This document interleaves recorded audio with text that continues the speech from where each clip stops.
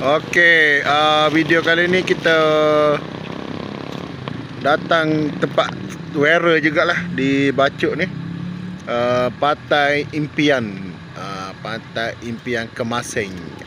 Jom kita masuk dalam tengok wearer kat sini. Dia kata pantai ni bersih. Mari kita tengok sendiri.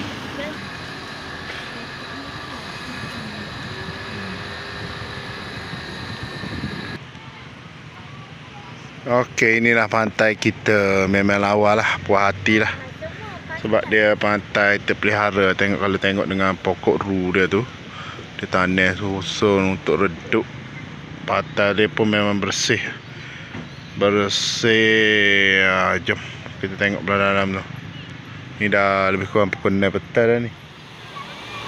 Okey, permukaan pantai dia memang cantik, bersih dan landai. Landai dia bermaksud dia daripada pantai tu, dia pergi sampai ke tengah tu, dia tak menyundal, tak dalam. Maksudnya budak-budak selamatlah mandi.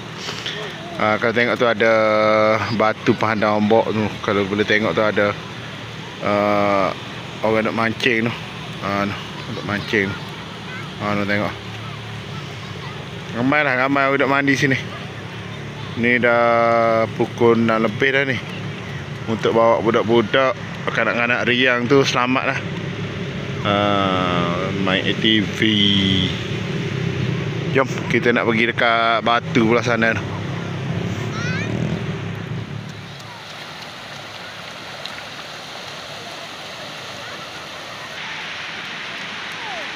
Adam!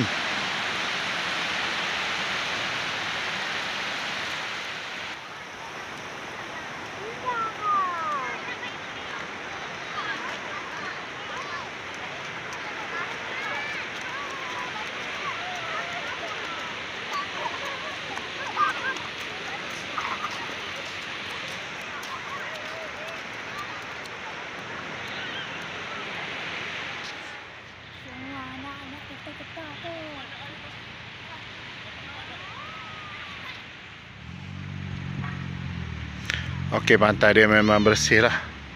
Kalau nak banding dengan pantai-pantai lain, puas hati lah sini. Pantai terjaga. Kau tengok tu, sampah-sampah tak ada.